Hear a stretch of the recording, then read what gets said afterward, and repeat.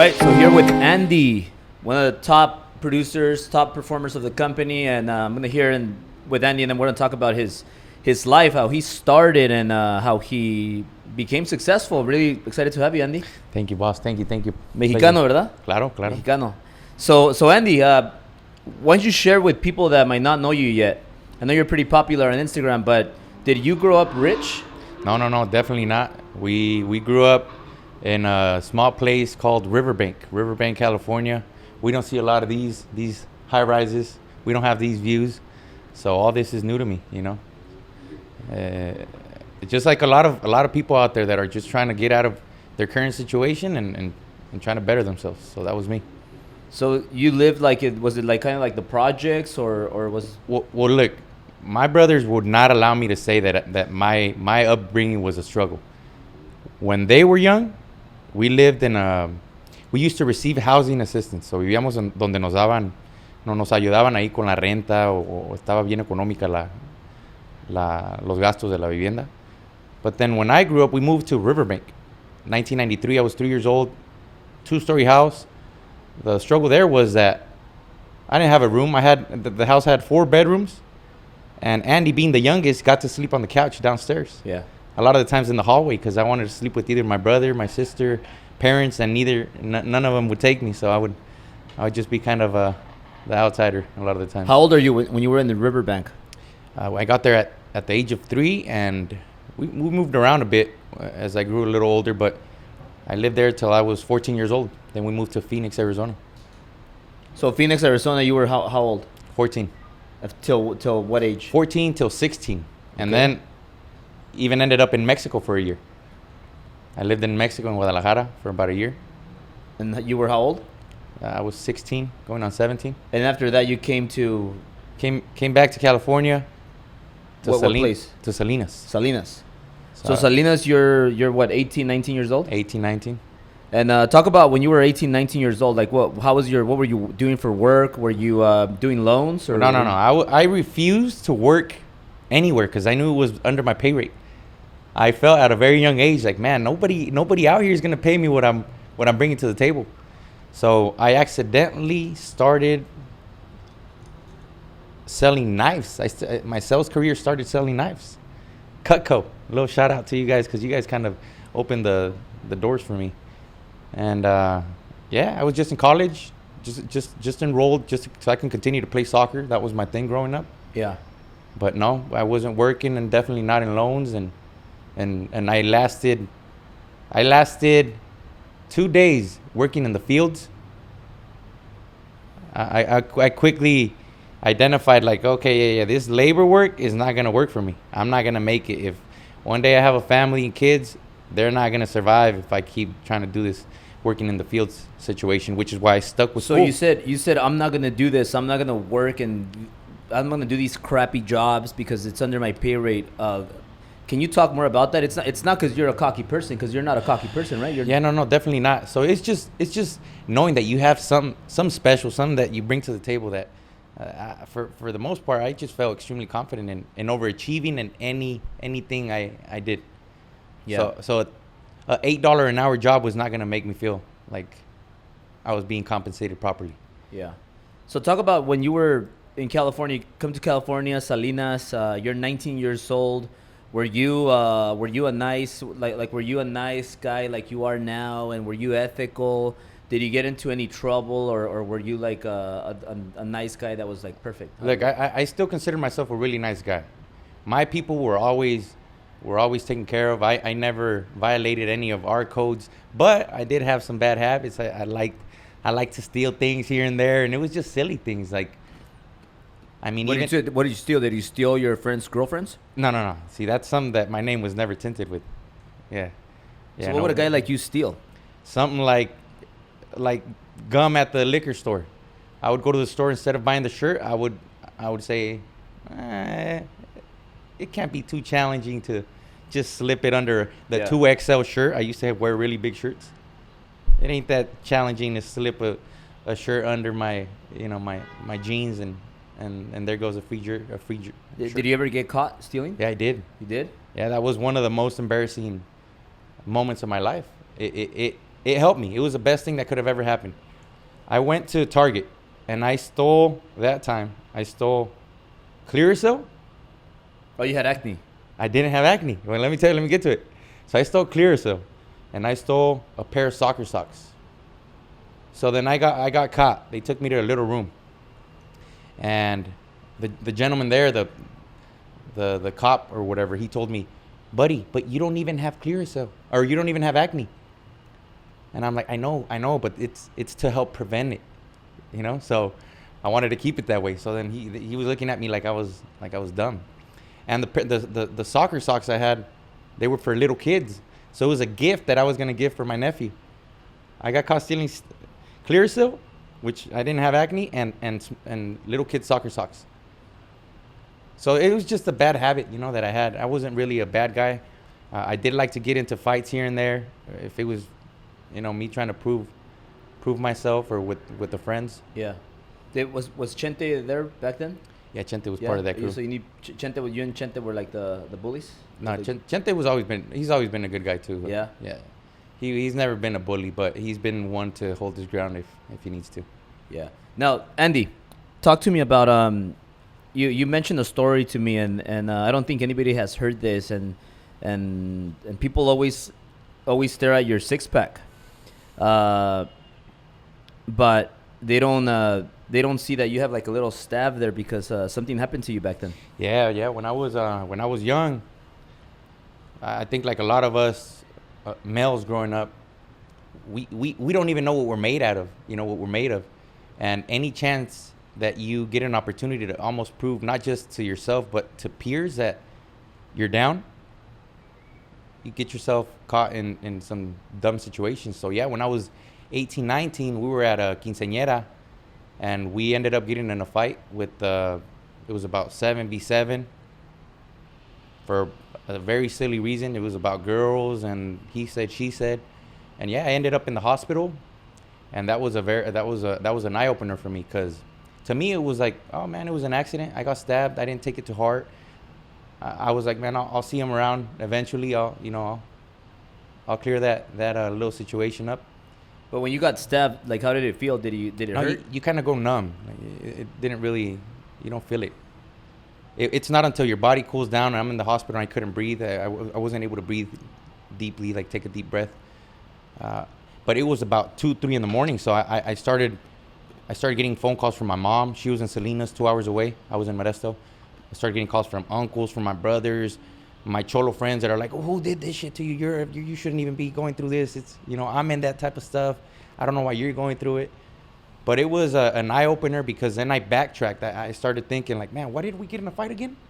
And then I thought it was because my buddy said he had some problem with some guys, and then the problem originated because of some girls, a rumor. And then I thought of how silly it was, how stupid it was. You know, and from there on, I started being very selective as to when I'm going to engage in something. And in the past, God knows how many years, I haven't gotten into any trouble. Yeah. So when did you change when did your life change, where you started hanging out with better people and you got into better environments, and you said, you know what, I'm going to stop being this Andy and I'm going to be a different Andy?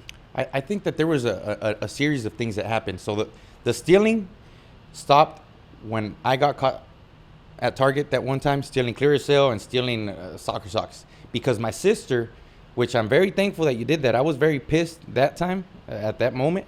But she made a huge announcement. We had a family party a few days later. She like stopped the whole thing. And she's like, hey, nada más les quiero avisar a todos que hay rateros en la casa. You know, she wanted to make it public. Instead of telling them, we have somebody that has some Clearasil just in case you have pimples. Yeah, man, she could have said that, but she didn't. So she made that announcement, and it was so embarrassing. It was humiliating. And I'm like, I'm never putting myself through something like that again. So that was life-changing. That stopped there. And then the getting into fights, getting into trouble over dumb reasons stopped at the age of 19. And I've always made a lot of mistakes growing up. And it was just little by little adjusting and making the changes. What's the biggest mistake you've ever made? Biggest mistake? I can't think of one in particular, man. I was fucking up. But you never made huge mistakes. I was asking you behind camera, and I asked you, did you ever do like cocaine? And, yeah, no. And put needles inside? No, I never messed with drugs. It just wasn't me. I tried weed. It didn't go with me. I didn't like it. Why not? Gave me cotton mouth, and I just didn't. I didn't like the. What about drinking? Were you a big drinker even the back gesture. then? No, I wasn't No? even a drinker. I started drinking at the age of 21. And I started drinking at the age of 21 because at the time I was in college. Yeah. We were playing soccer for a university there in Turlock. And after every home game, we would throw parties. And it started becoming a good time there, hanging out with all the soccer guys, the soccer girls, everybody in college. And that's when I started picking up a few drinks. But before that, I was never a drinker. So Andy, when was the first time you made like a lot of money? When I moved here, yeah. So what got you into this mortgage business? How did you, like, what's the story behind the mortgage? I remember meeting you at the Todd Duncan Seminar. And I was with Willy, and we were in the yellow Ferrari. Let's talk about that. I'm actually curious. But how did you get into the mortgage business? How did you get to the Todd Duncan Seminar in San Diego, right? Yeah. I have a cousin who had been doing real estate for about 10 years. And he had been telling me for years, Andy, you're a people's person. You've always done sales. You would do great. But this whole time I'm going to school to be a PE teacher. I thought I was in control of my destination. I thought I knew exactly what I wanted to do, which was be a PE teacher and a high school soccer coach. So I wasn't going to let someone else's dreams distract where I intended to go.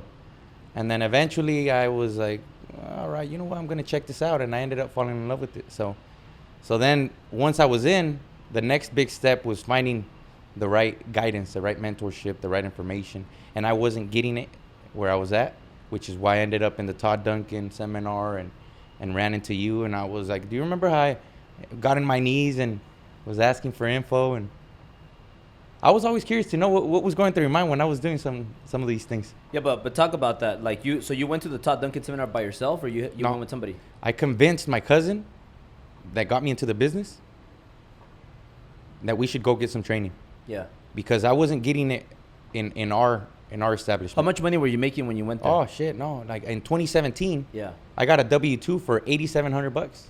That was Andy thinking he was still. And you were a loan officer. I was a loan officer. I was getting a license that year. So that's another reason why it was that low. But the point is that I wasn't making any money. $8,700. How much was your guy making? I want to say over $250. Oh, so he was doing good. Yeah, he was good. You were like his assistant? I was his. No, not really. I was a loan officer myself, but I was just under. I wasn't trainee. A loan officer, trainee. Yeah. I was his first hire. And so like a loan partner or something like that? Yeah. So when you convinced him and you got to the Todd Duncan Seminar, what'd you think about the seminar and like how did you even find us or? Yeah. No, I loved it. I was desperate for information. I knew I was hurting back home, and I know I needed some help. So to me, I still remember a lot of the stuff that I learned at that seminar. Yeah. And I remember seeing you because a few months prior to that, I had attended the first Driven 1. So when I saw you, you were like, oh shit, that's out. I was like, oh shit, I know these guys. So I almost ran to you guys. I actually did run to you guys. I ran to you guys. You had a camera guy, and I'm like, oh shit, they're recording. Yeah, so you went to the first Driven and you spoke to my parents, right? I remember that. You Yeah. said like, hey, and then you met them, and then after that you ended up in you saw us at the Todd Duncan Seminar in the hotel. I remember the first time I saw you, you were kind of like a stalker, and you ran to us and you got on your knees and you pulled out a note, because I thought usually when people run to me or then I think they're either gonna attack me, or they're gonna ask me for like something. I saw you get in a stance. You were like ready to. But you ran to us. I was there with Willy, and you get on your knees, and I'm like, and then I'm like, what the hell is he gonna do? Is he gonna like stab me from the bottom or spit at me or something? And then you take out a notebook, and it was like the first time somebody runs to me, like just runs into me. It's the first time somebody runs into me and then just pulls out a notebook, and you're like taking notes, and you just look at me and you're just writing notes, and it was a little bit odd, but that's the first time we met. And then you told us, I'm just writing down notes, is that okay? And you were a really simple, humble guy that was just wanted to learn, so I really respect that. Yeah, thank you. Yeah, that's been that's still me. You know, I still go up to the Eli's, to the JRs, and with that same approach. And speaking of that, so after that, how long did it take for you to join the company and then start making money? So after I ran into you guys at the Todd Duncan Seminar, it was in November. By April, I was out here. April of the following year. So you took action right away. Right away. Yeah. And then last year, did you make good money last year? It was about 100, close to 100. So this year you doubled your income. You doubled your this year. It was 80 something. So this year's your biggest year ever that you make the most income. And you did you forget where you came from, or are you still doing self-improvement, or do you still want to get better? Yeah, I did 3 hours of self-improvement in the morning, and that doesn't change. I live my life as a student for sure. So how much self-improvement are you doing? I'd say 2 to 4 hours a day. And do you feel that has helped you a lot? Oh yeah. Yeah? Yeah, the processing is different. What about coachability? Are you obviously you should be a good student if you're getting a lot of self-improvement, right? Yeah. I played sports all my life, so I was used to getting coached, being in that, I don't know if you want to call it inferior position, but the point is that being the student and taking feedback and criticism and all that. So it hasn't changed. Yeah. Now self-improvement. A couple things, Danny. So we're still on, right? One more minute. So self-improvement. Did that lead you to purchase your biggest purchase ever? Because I know you just got something that you're really proud of it. Yeah. Like, you want to share the story about that? Yeah, well, one of my biggest accomplishments, and I'll backtrack quickly, was I went to your parents because my biggest goal was always to make my parents proud, whatever that was. And I was curious to know how your parents felt when you had your first driven event. So I was curious. I was like, man, I want my parents to have that, to feel what your parents were feeling at that time. That's why I talked to them. But for 28 years, I heard my parents growing up, that they wanted to go to Jerusalem. So I helped them make that happen this year. Not only that, but after getting your mentorship, studying Grant, I knew that investments, especially in multi-units, was key. So then this year we made that a reality as well. So you bought how many units? 4 units. 4 units. It's awesome. Yeah. And talk about your mom a little bit. I think your mom's really important because you mentioned her twice at the Driven event. Yeah, she's my inspiration. I think that the best feeling I've ever had was just to know that I have a proud mom. And my mom is proud of her boy. Because for God knows how long, I probably did the complete opposite. Yeah. Which was, a lot of headaches, a lot of worrisome, and now it's a lot different. So you have both parents, right? You have your mom and your dad? Mom and dad. Are you closer to your mom than I'm your a dad? mama's boy. I'm not gonna lie. My mom knows what's up. Yeah. Because you always you almost like get really emotional when you talk about your mom on stage and you almost cry. Yeah, she's my queen. So you don't have any kids? No kids. Single. Making a lot of money. 250-ish. And do you do a lot of self-improvement? A lot of self-improvement. So are you looking to for the right girl, or you're not looking for her right now? Yeah, I mean, I'm not gonna say no when the right opportunity presents itself. Yeah. But I'm not going out of my way to hunt her down either. Got it. So Andy, what are your next big moves for 2020? More units, growing our team, keep studying you, more self-improvement, and keep taking risks. Now, to close it out, Andy, what are the top, what's your top advice that you would give like somebody new in the mortgage industry? Because I think this is really important, and a lot of people see you who you are right now. They see like Andy, like he's killing it. He's closing a lot of deals. He works out. Like it almost seems like he's a good-looking dude, and he has charisma and he has personality. Were you always like this confident person? Yeah. You were always confident, right? But what would you advise the new people that want to get into the mortgage business? How can they become top performers? Yeah, I'd say one is find that one mentor. That one mentor that would be willing to sit down and teach you the ropes. And when you do find that one mentor, you have to do what they tell you to do. Even if to us it might not make sense. Yeah. So those would be the two. Well, awesome, Andy. it was great having this conversation with you. And where can people follow you if they want more information about you? Are you hiring people or? I'm always gonna be open to hiring talent, to hiring, to growing the team with nothing but committed individuals, committed, and coachable. Yeah. And if we had to add one more, if we just had to add one more, it'd be hungry. Because a lot of the times, people might look at you and think this or that of you, but nobody knows what you have inside of you. Nobody knows how much hunger you have in you. Like, nobody knows how much hunger I have in me. Yeah. So talk about that, Andy. To close it out, what is your morning routine, and how do you feel unstoppable? Because it seems like every time I know that I like challenging you because I know you could take it.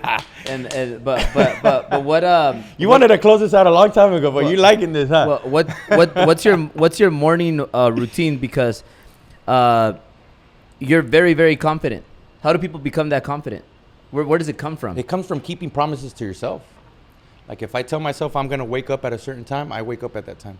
If I'm gonna study a certain amount of time, read a certain amount of time, avoid going out, avoid drinking, avoid the dating, if that's what I'm committed to, I keep my promises. So it gives me that confidence knowing that if I say I'm gonna do something, I'm gonna do it. So I don't lie to myself. Do you have any bad habits right now? Bad habits? Yeah, I don't want to disclose that on camera. Talk about it. Nah, I'm just kidding. I don't want to disclose it. Cool, Andy. So let me ask you one question. When I tell you that I'm gonna beat you in the fitness challenge, what does that do to you? I love it. I love competition. I love to have an opponent. I love you telling me that. Matter of fact, if you guys mention my name on your guys' stories, I'm going a lot harder because I know what's gonna happen when that day comes. Yeah.